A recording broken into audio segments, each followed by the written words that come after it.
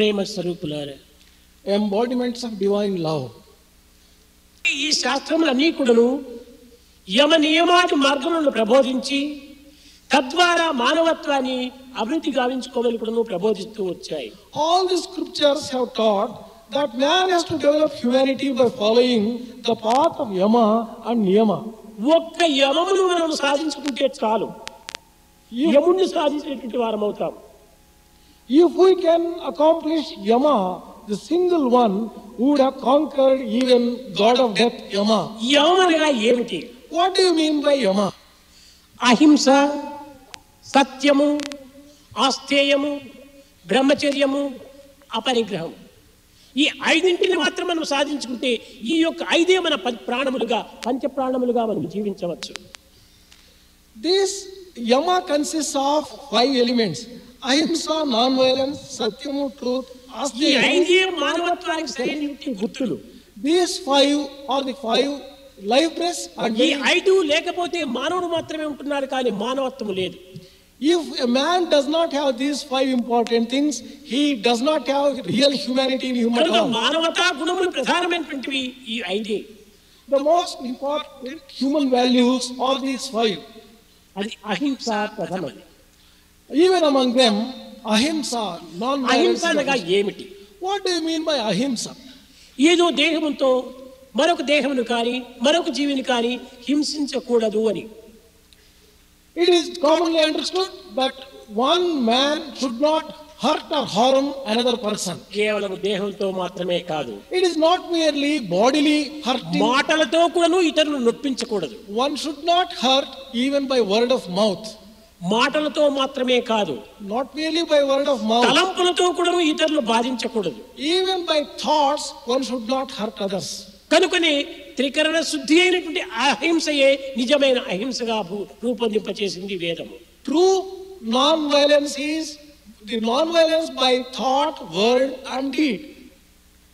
మాట ఎందు కానీ మనసునందు కానీ చేతల ఎందు కానీ ఇతరులు బాధించేటువంటి క్రియలు ఆచరించకూడదని కూడాను ప్రబోధించింది. It has taught that one should not hurt another person either by thinking, either by word or by any అహింస action. త్రికరణ శుద్ధితో కూడినటువంటిదిగా ఉండాలి, కానీ ఏదో కొన్ని మార్గములు ఎంత మాత్రమే హింసించకుండా పోవటము ఇది అహింస కానేరదు. One should have purity of all these 3 instruments. Then only one can say that మనలో ఇతరులు బాధించి నొప్పించేటువంటి భావములు మనలో ఆవిర్భవించరాదు. we should never give room for thoughts which are likely to hurt others or harm others. ఇతరులను నొప్పించేటువంటి పలుకుడు కూడాను మనలో పలుకరాదు. We should never utter a word which is likely to hurt others.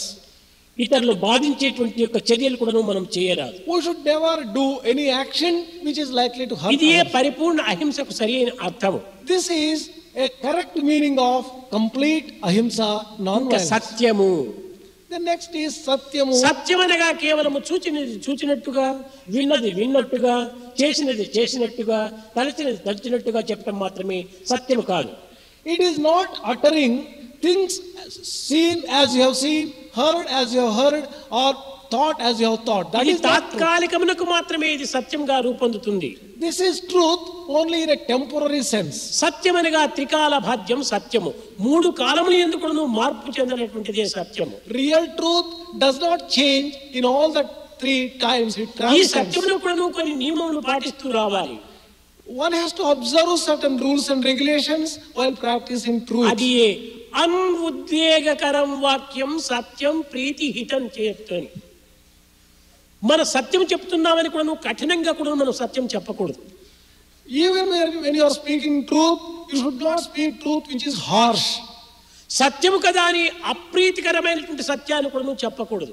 You should not also speak truth which is not liked, which is not dear. సత్యము కదా అని అహితమైనటువంటి సత్యాన్ని కూడా నువ్వు చెప్పకూడదు. Should not also tell truth which is not liked by the others. మన సత్యం కూడాను శాంతంగా హితంగా ప్రీతిగా ఉండేటువంటి సత్యమును చెప్పాలి. You should speak truth in a peaceful way and in a nice చెప్పేటువంటి విధానమును కూడాను మనం నేర్చుకోవాలి. We should also learn how to speak truth. ఇది కూడాను త్రికరణ శుద్ధి అయినటువంటి సత్యంగా రూపొందాలి. And that also must be truth based upon purity of 3 instruments. ఇంకా మూడవది ఆస్థేయము. The third one is asteya. ఎలాంటి పరిస్థితులు ఎందు కానీ ఇతరుల వస్తువులను కానీ ఇతరుల యొక్క విషయములను కానీ మనము ఏమాత్రము అపహరించరాదు. We should not take away or steal the things relating to others or the matters relating to others under any circumstances. ఇది అపహరించాలి అనేటువంటి భావం కూడా మనలో రారాదు.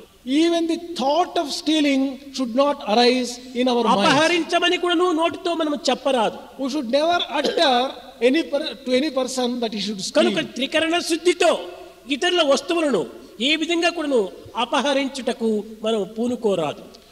One should not try to steal others' things by either thought or అది deed. కూడా మానవతా విలువ.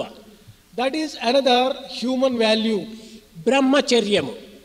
Next one is brahmacharya. కేవలం వివాహం ఆడకుండినంత మాత్రమే బ్రహ్మచర్యం అని భావించరాదు. One should not consider as if he is observing brahmacharya. బ్రహ్మచర్యం అనగా త్రికరణ శుద్ధితో ఎట్టి కర్మలు చేసినా ఎట్టి తలపులు తలచినా ఎట్టి మాటలు చెప్పినా ఇది బ్రహ్మభావముతో ఉండినటువంటివిగా ఉండాలి. Whatever one thinks, whatever one talks or whatever one does, సర్వ కర్మలు భగవత్ప్రీత్యార్థమైన భావంతో ఆచరించాలి.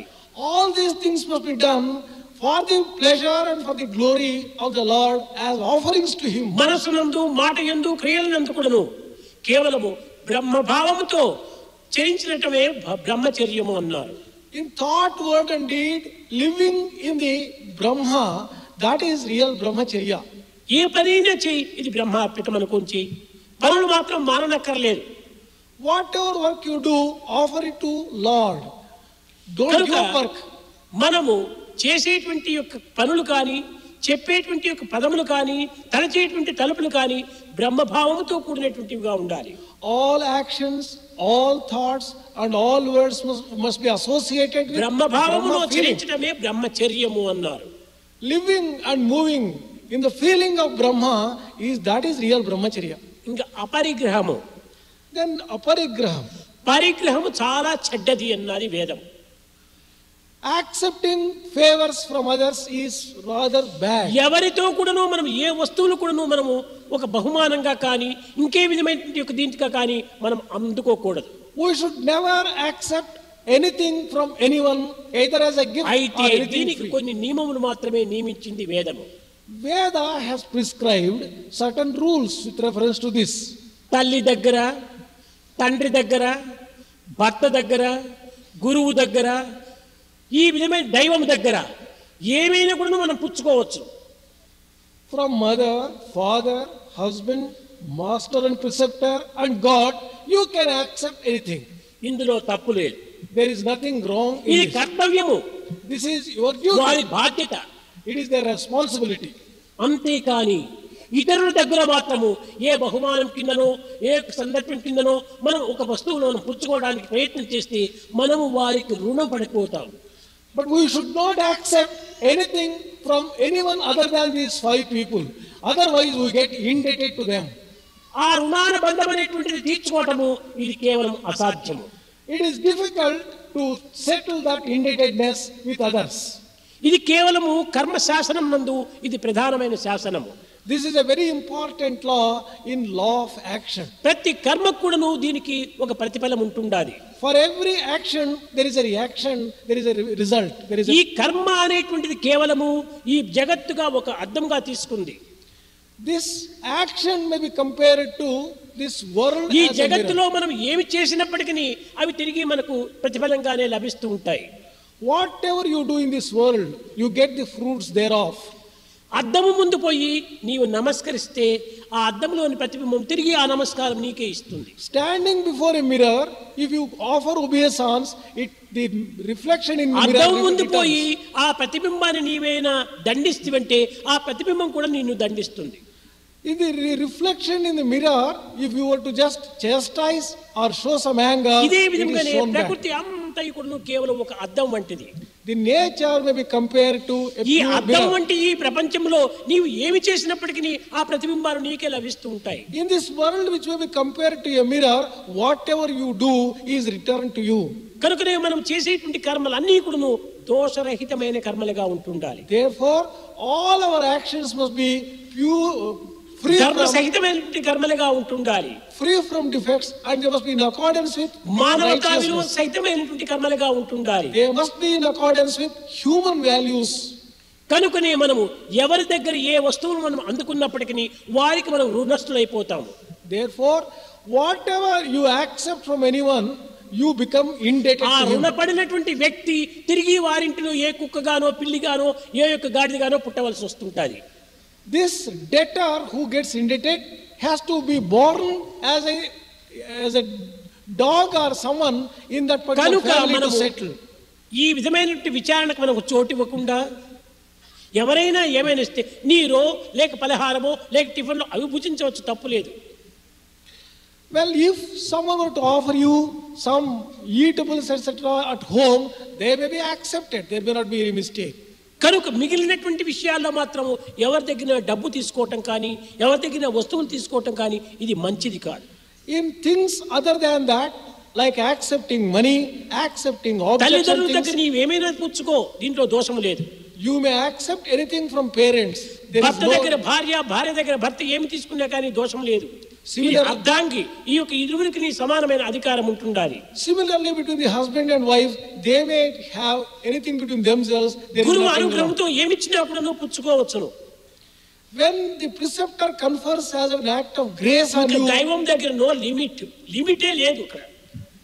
when it comes to a matter of God, ఏమిచ్చినా కూడా నువ్వు పుచ్చుకోవచ్చును. you can accept anything from God. Absolutely ఇచ్చినా normal. పుచ్చుకోవచ్చును, దెబ్బలిచ్చినా పుచ్చుకోవచ్చు. అవన్నీ కూడా మన మంచి కోసమే.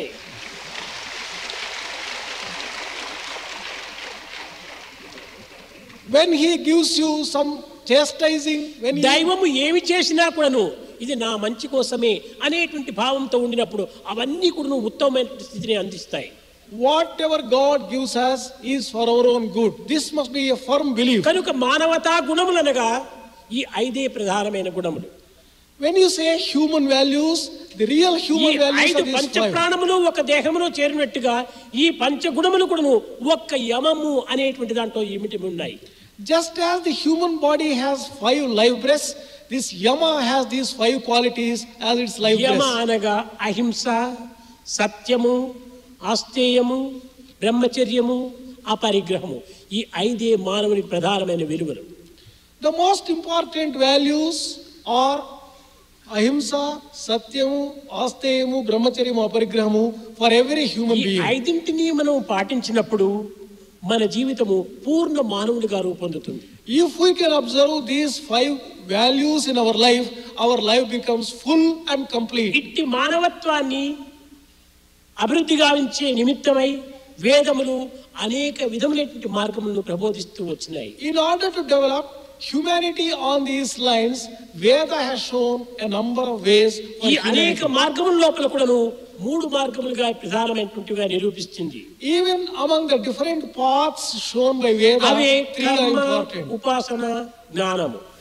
Those 3 paths are karma, path of action, path of devotion, path of ఈ knowledge. 3 మార్గముల లోపల ఏ మార్గంలో నీవు ప్రయాణం చేసినప్పటికీ గమ్యమును చేరగలవు. Whichever path you take out of these 3, you are sure to reach the goal. అన్నింటికి మూలాధారమైనటువంటిది భగవత్ నామము అని చెప్పింది. The most important one, even among all these things, is the name of the Lord. కనుక భగవత్ నామమును చింతించుకుంటూ Thinking of the name of the Lord, సమాజ సేవలు చేసుకుంటూ serving the society, సర్వకర్మలు భగవత్ ప్రీత్యార్థము గావించి offering all action to the Lord. మానవత్వంలో ఉండినటువంటి విశిష్టతను నిలుపుకోవటమే ఇది ప్రధానమైనటువంటి సూత్రమని బోధించింది వేదం. Veda has said that maintaining humanity, following these human values is the most important thing. సత్యం జ్ఞానమనంతం బ్రహ్మ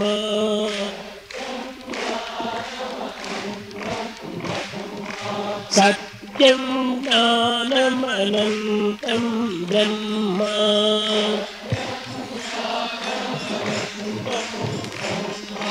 సత్యం జ్ఞానమనంతం బ్రహ్మ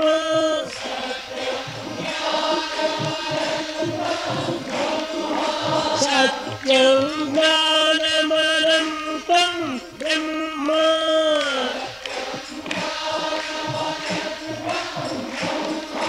సత్యం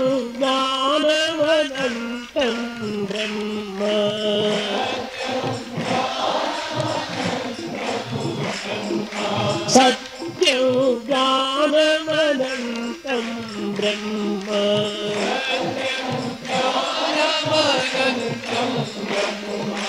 సత్యం బ్రహ్మ జ్ఞానం బ్రహ్మ అనంతం బ్రహ్మ సత్యం జ్ఞానమనంతం బ్రహ్మ సత్యం జ్ఞానమనంతం బ్రహ్మ సత్యం జ్ఞానమనంతం బ్రహ్మ సత్యం జ్ఞానమనంతం బ్రహ్మ సత్యం జ్ఞానమనంతం బ్రహ్మ సత్యం జ్ఞానమనంతం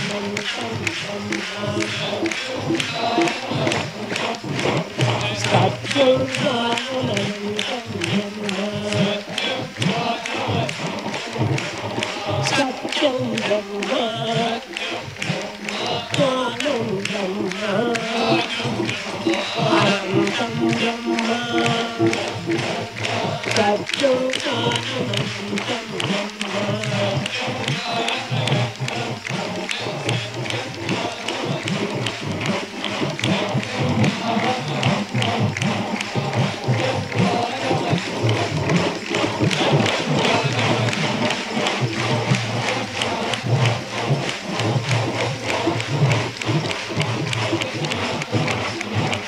సత్యం జ్ఞానమనంతం బ్రహ్మ